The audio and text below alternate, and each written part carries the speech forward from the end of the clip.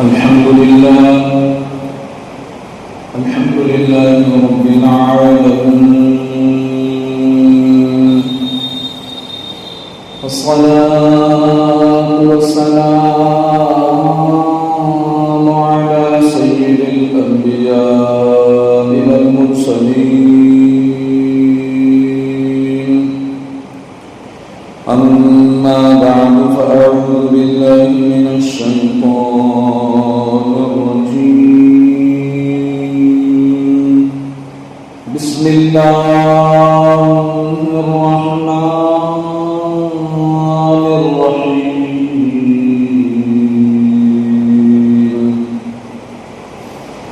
الحج أشهر معلومات، فمن فرض فيهن الحج فلا رفث ولا فسوق ولا جدال في الحج. صدق الله العظيم.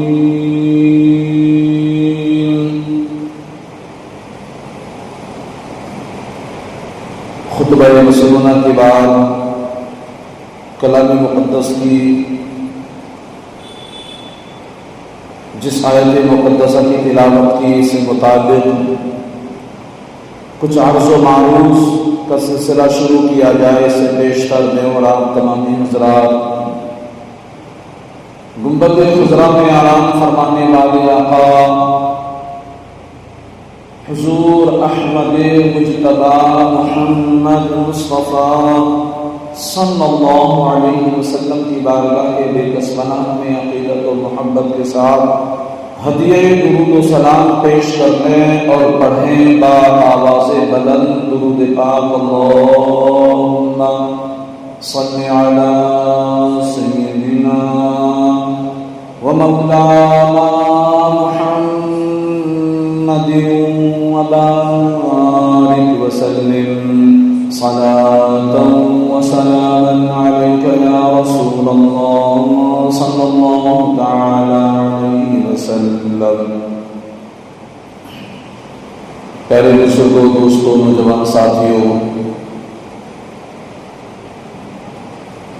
یہ حج کا موسم چل رہا ہے، حج کی بہاریں ہیں.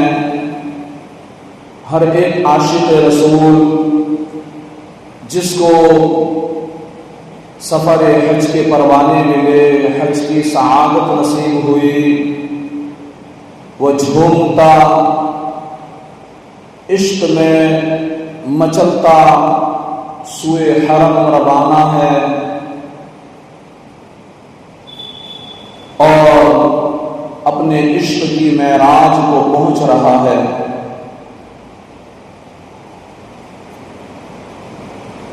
آئیے اس سے متعلق جس کے دربار میں حاضری کا شرف پانے کے لیے ہر عاشق رسول تڑپتا بلکتا رہتا ہے، اسی سے متعلق ایمان افروز اور پر اثر حکایت سنتے ہیں.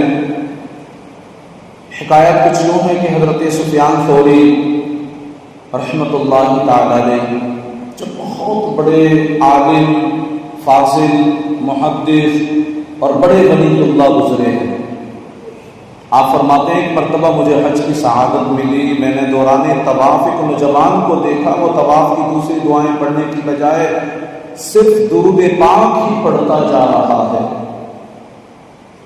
میں نے حیرانگی سے پوچھا تم صرف درود پاک ہی کیوں پڑھ رہے ہو، دوسری دعائیں کیوں نہیں پڑھتے؟ باقی دعائیں بھی تو ہیں، وہ کیوں نہیں پڑھتے؟ اس نوجوان نے پہلے تو میرا نام پوچھا، پھر اپنا واقعہ سناتے ہوئے کہنے لگا میں اور میرے والد محترم حج کے لیے روانہ ہوئے تھے. دوران سفر ایک جگہ والد صاحب شدید بیمار ہو گئے، ہم رک گئے، علاج شروع ہو گیا، مرض بڑھتا گیا، جوں دوا کی. والد صاحب کا انتقال کا وقت قریب آیا، آخری وقت آ چکا تھا، اس لیے کسی دوا نے اثر نہ کیا. آخر والد محترم وفات پا گئے۔ اول تو سفر کی مشکلات، پھر والد صاحب کا صدمہ، اس کے ساتھ ساتھ ایک اور مشکل یہ ہوئی کہ جو ہی والد صاحب کا انتقال ہوا ساتھ ہی ان کا چہرہ کالا اور سیاہ ہو گیا۔ بات توجہ کی ہے، بڑی توجہ کی بات ہے۔ میں بہت پریشان تھا، دل صدمے سے چور چور تھا۔ اسی پریشانی کے عالم میں اچانک میری آنکھ لگ گئی۔ کیا دیکھتا ہوں، ایک نہایت حسین و جمیل ہستی، نور بھرا چہرہ چمکاتے، خوشبوئیں مہکاتے تشریف لائے۔ انہوں نے والد صاحب کے چہرے پر اپنا نورانی ہاتھ پھیرا، بس ہاتھ مبارک لگنے کی دیر تھی، پھر کیا تھا کہ والد صاحب کا چہرہ جو سیاہ ہو چکا تھا، جو کالا ہو چکا تھا، اس ہاتھ کے لگتے ہی جگمگا اٹھا اور دودھ کی طرح سفید ہو گیا۔ تنہائی اور پریشانی کے عالم میں مجھ غریب پر ایسی کرم نوازی فرمانے کے بعد وہ شخصیت جب واپس جانے لگی تو میں نے دیوانہ وار کے دامن سے لپٹ گیا، پوچھا ایک دکھی دل کو چین بخشنے والے آپ کون ہیں، کہاں سے آئے ہیں، نام کیا ہے آپ کا؟ انہوں نے فرمایا کیا تم مجھے نہیں پہچانتے؟ عشق بھرے لہجے میں، محبت بھرے شفقت بھرے لہجے میں کہا کیا تم مجھے نہیں جانتے، مجھے نہیں پہچانتے؟ میں تمہارا نبی محمد صلی اللہ علیہ وسلم، کہہ دو سبحان اللہ۔ تمہارے والد گناہگار تھے مگر مجھ پر کثرت سے درود پاک پڑھا کرتے تھے، انہوں نے مجھ پر بڑی درود پاک پڑھی ہے، عمر بھر کثرت سے درود پاک پڑھتے رہے ہیں۔ انہوں نے مجھ سے فریاد کی بے شک جو مجھ پر کثرت سے درود پاک پڑھتا ہے میں اس کی فریاد سنتا ہوں اور اس کی مدد کو پہنچتا ہوں۔ اسی لیے تو عاشق رسول کہتے ہیں فریاد امتی جو کرے حال زان میں، فریاد امتی جو کرے حال زان میں، ممکن نہیں کہ خیر بشر کو خبر نہ ہو، ممکن نہیں کہ خیر بشر کو خبر نہ ہو۔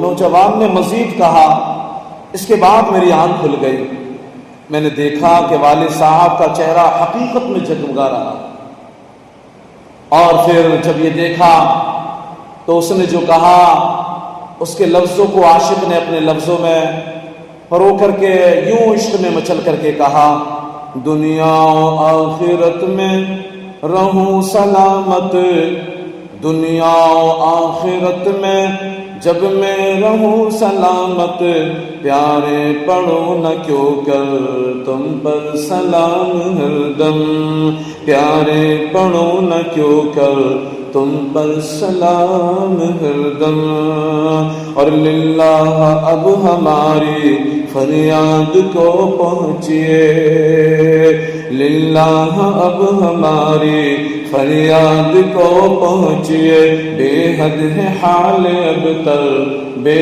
حد ہے حال ابتر، تم پر سلام ہر دم۔ حدیث پاک میں ہے اللہ کے رسول فرماتے ہیں انما الاعمال بالنیات، اعمال کا دار و مدار نیتوں پر ہے، بندہ جیسی نیت کرتا ہے، جیسا گمان کرتا ہے، اللہ پاک اس کے گمان کے مطابق اسے عطا فرماتا ہے۔ تو ہمیں بھی چاہیے کہ ہم اچھی اچھی نیتیں کر لیں کہ جب بھی گھر سے نکلا کریں تو نیت کیا کریں کہ ہم اللہ کی رضا کے لیے اس کے راستے میں اس کی بارگاہ میں پیشانی کو جھکانے جا رہے ہیں۔ مسجد میں داخل ہو تو اعتکاف کی نیت بھی کر لیں، مسجد میں داخلے کی نیت بھی فرما لیا کریں کہ انشاءاللہ اس کی بڑی برکتیں آپ کو نصیب ہوں گی۔ اچھا، حج سے متعلق فرمایا حضرت مخول رحمۃ اللہ علیہ فرماتے ہیں کہ حضرت بوہیم عجلی رحمۃ اللہ تعالی علیہ نے مجھ سے فرمایا میرا حج کا ارادہ ہے. بات بہت توجہ کی ہے، توجہ دیں گے تو انشاءاللہ بہت کچھ آپ کو سیکھنے کو ملے گا. انہوں نے فرمایا کہ میرا حج کا ارادہ ہے، کسی کو میرا رفیق سفر یعنی ساتھی بنا دیجئے. میرا ایک پڑوسی بھی حج پر جانا چاہتا تھا، میں نے اس پڑوسی کو حضرت بوہیم رحمۃ اللہ علیہ کا رفیق بنا دیا. حضرت بوہیم رحمۃ اللہ تعالی علیہ بہت نیک اور متقی بزرگ تھے. خوف خدا کے سبب بہت روتے تھے، بہت روتے تھے. مگر حضرت مخول رحمۃ اللہ علیہ فرماتے ہیں کہ میرے پڑوسی کو جب ان کے رونے کے بارے میں پتہ چلا تو میرے پاس آیا، کہنے لگا حضرت بوہیم کے ساتھ نہیں جا سکتا، مجھے کسی اور کا رفیق بنا دیجئے، کسی اور کا ساتھی بنا دیجئے، کوئی اور میرے ساتھ میں کر دیجئے، میں ان کے ساتھ نہیں جا سکتا. اللہ اکبر. میں نے حیرانی سے پوچھا پورے شہر میں ان جیسا نیک اور بااخلاق باکردار کوئی ہے ہی نہیں. اتنے بڑے نیک آدمی، اتنے متقی، اتنے پرہیزگار، اور تم کہتے ہو کہ ہمیں ان کی رفاقت نہیں چاہیے، ان کی ہمنشینی نہیں چاہیے، پھر تم ان کی صحبت سے محرومی کیوں چاہتے ہو؟ پڑوسی نے کہا وہ اکثر روتے رہتے ہیں، اکثر روتے رہتے ہیں، ان کے ساتھ میرا سفر خوشگوار نہیں گزرنے والا، مجھے تو کوئی اچھا ہنسنے والا شخص چاہیے. فرماتے ہیں میں نے اپنے پڑوسی کو سمجھایا کہ بہت اچھے بزرگ ہیں، بڑے پائے کے بزرگ ہیں، اللہ والے ہیں، تقوی والے ہیں، ان کی صحبت تمہارے لیے بہت فائدہ مند ہوگی، لہذا تم انہی کے ساتھ جاؤ. جب سمجھایا مان گیا. خیر سفر شروع ہوا، قافلہ حج سوئے مکہ روانہ ہو گیا. جب یہ لوگ واپس آئے تو میں نے اپنے پڑوسی کے پاس گیا، اس نے میرا شکریہ ادا کرتے ہوئے کہا اللہ پاک آپ کو اس کی جزائے خیر عطا فرمائے کہ آپ نے میرا اتنا اچھا ساتھی چنا میرے لیے. میں نے حضرت بوہیم رحمۃ اللہ علیہ جیسا آدمی کبھی نہیں دیکھا. میں مالدار ہوں، وہ غریب ہے، اس کے باوجود وہ مجھ پر خرچ کرتے تھے. میں مالدار تھا، وہ غریب تھے، لیکن اس کے باوجود وہ مجھ پر خرچ کیا کرتے تھے. وہ بوڑھے ہونے کے باوجود نفل روزے رکھتے تھے، مجھ بے روزہ نوجوان کے لیے کھانا بناتے اور میری بے حد خدمت کیا کرتے تھے. حضرت مخول رحمۃ اللہ علیہ کہتے ہیں کہ میں نے پوچھا آپ حضرت بوہیم رحمۃ اللہ علیہ کے رونے سے بہت پریشان تھے، اب آپ کا کیا ذہن بن چکا؟ پڑوسی نے کہا پہلی پہل میں بلکہ دیگر جو قافلے والے تھے، جو سب ساتھ جانے والے تھے، وہ سب ہی ان کے رونے کی کثرت سے گھبرا جاتے تھے. ان کے دل گھبرانے لگتے، ان کے دل چوٹ کھانے لگتے. مگر آہستہ آہستہ ان کی صحبت کی برکت سے ہم پر بھی رفقت طاری ہونے لگی. ان کے ساتھ مل کر ہم بھی خوف خدا و عشق مصطفیٰ میں رو دیا کرتے تھے، رونے والے بن گئے. یاد نبی پاک میں روئے جو عمر بھر، یاد نبی پاک میں روئے جو عمر بھر، مولا مجھے تلاش اسی چشم تر کی ہے. اور مسلمانوں وہ کہتے ہیں کہ ہم نے ایک خوبصورت اور رقت سے بھرپور ان کو دیکھا کہ وہ کیسے روتے تھے، اللہ کی یادوں میں آہیں بھرتے، رسول پاک صلی اللہ علیہ وسلم کے عشق میں مچل مچل کے رویا کرتے تھے. حضرت بوہیم کے کردار پر غور فرمائیے، کتنا پر اثر کردار ہے. بڑا باکمال ہوتا ہے وہ شخص جو صرف باتیں نہیں کرتا بلکہ اپنے کردار سے دوسروں کی زندگیاں بدل ڈالتا ہے. دوسروں کی زندگیوں میں تبدیلیاں جس کو دیکھ کر آتی ہیں، جس کے کردار کو دیکھ کر کے تبدیلیاں آ جاتی ہیں، وہ بڑا باکمال شخص ہوا کرتا ہے. اور مسلمانوں جس کے ساتھ 4 دن گزار لے، اس کی سوچ، ذہن، اس کے کردار اور گفتار میں مثبت تبدیلیاں لے آتا ہے. نیکی کی یہ پہچان ہوتی ہے، نیک شخص کی یہ پہچان ہوتی ہے. حضرت بوہیم کے کردار میں ہمیں ایسا ہی باکمال شخص نظر آ رہا ہے.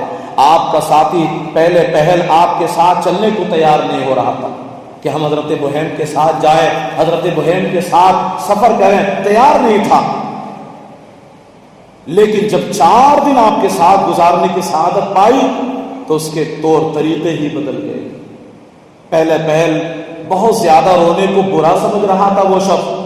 اس کا گمان تھا کہ یوں سفر خوشگوار نہیں ہو پائے گا، لیکن حضرت بحیر رحمت اللہ تعالی علیہ کی برکت سے جب ان آنسوؤں کی لذت پائی تو اسی کا ہو کر رہ گئے، اسی کا ہو کر رہ گئے.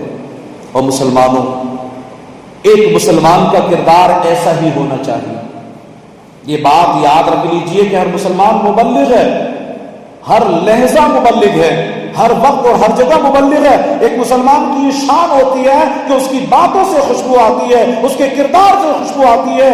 وہ بے نمازیوں میں بیٹھ جائے تو ان کو نمازی بنا دیتا ہے، وہ سود خوروں میں بیٹھ جائے تو انہیں رزق حلال کی عادت ڈلوا دیتا ہے، وہ غفلت زدوں میں بیٹھ جائے تو ان کے غفلت کے پردوں کو دور کر دیتا ہے. ایک ایسی ہی مسلمان کو کردار اپنانا چاہیے اور ایسے با کردار مسلمان کو ہونا چاہیے. حدیث پاک میں میرے نبی پاک صلی اللہ تعالی علیہ وآلہ وسلم کی خدمت میں سوال ہوا، یا رسول اللہ ای جلسائنا خیر، یا رسول اللہ ہمارا بہترین ہم نشین کون ہے؟ بات بڑی توجہ کی ہے. نبی پاک صلی اللہ علیہ وسلم کی بارگاہ میں سوال کیا گیا، یا رسول اللہ ہمارا بہترین ہم نشین کون ہے، بہترین ساتھی کون ہے؟ اس کا جواب غور سے سنیے. نبی پاک صلی اللہ علیہ وسلم نے بہترین ہم نشین کی 3 نشانیاں ارشاد فرمائیں. 3 نشانیاں بتائیں. کتنی نشانیاں بتائیں؟ 3 نشانیاں. نمبر 1، جس کو دیکھنے سے تمہیں اللہ یاد آ جائے، جسے دیکھنے سے تمہیں اللہ یاد آ جائے، ایسے کی ہم نشینی بہت بہترین ہے تمہارے لیے. دوسرے نمبر پر، جس کی باتیں سن کر تمہارے اندر عمل کا جذبہ بڑھ جائے، جس کی باتیں سن کر تمہیں عمل کا جذبہ مل جائے، جذبہ بیدار ہو جائے، اس کی ہم نشینی تمہارے لیے بہترین ہے. اور تیسری بات فرمائی کہ جس کا عمل دیکھ کر تمہیں فکر آخرت نصیب ہو جائے، وہ تمہارا بہترین ہم نشین ہے، وہ تمہارا بہترین ہم نشین ہے. کتنی خوبصورت یہ حدیث پاک ہے. یہ پنکھا بند کر، کتنی خوبصورت یہ حدیث پاک ہے. محبوب خدا جناب محمد الرسول اللہ صلی اللہ علیہ وسلم کے عطا کردہ یہ 3 پوائنٹس گویا ہمارے لیے آئینہ ہے. ایک مسلمان کی آئیڈیل پوزیشن کیا ہے، اس کا کردار کیا ہونا چاہیے، یہ 3 اوصاف اس کے دونوں پہلوؤں کو پیش نظر رکھے گا. یعنی مجھے اچھی صحبت چاہیے، میں جس سے دوستی لگا رہا ہوں، جس کے پاس بیٹھ رہا ہوں، میں اس میں 3 اوصاف دیکھوں گا، اس کے اندر 3 پوزیشن دیکھوں گا، 3 خوبیاں ڈھونڈوں گا. کیا اس کا کردار دیکھ کر فکر آخرت میں اضافہ ہوتا ہے؟ کیا اس کی باتوں سے عمل کا جذبہ بیدار ہوتا ہے؟ کیا اسے دیکھ کر اللہ یاد آتا ہے؟ جس میں یہ تینوں باتیں پائی جائیں، میں نے اس کے ساتھ دوستی کرنی ہے، اسے ہم سفر اپنا بنانا ہے، اسے ہم نشین اپنا بنانا. اسی طرح اس کا دوسرا پہلو بھی ہے، وہ یہ کہ جو میرے ساتھ والا ہے، جو مجھے اپنا دوست بنانا، اپنا رفیق یا رفیق سفر بنانا چاہتا، اپنا ہم نشین بنانا چاہتا ہے، اپنا دوست بنانا چاہتا ہے، وہ بھی میرے اندر یہی 3 چیزوں کو ڈھونڈے گا، یہ 3 باتوں کو ڈھونڈے گا. لہذا یہ تینوں چیزیں مجھے اپنے اندر پیدا کرنی چاہیے، یہ تینوں کمال اپنے اندر پیدا کرنے چاہیے کہ سر سے لے کر پاؤں تک میرا لباس، میرا حلیہ، میرا کردار، میری گفتار، سب کچھ سنت کے ڈھانچے میں ڈھلا ہونا چاہیے، سنت کے مطابق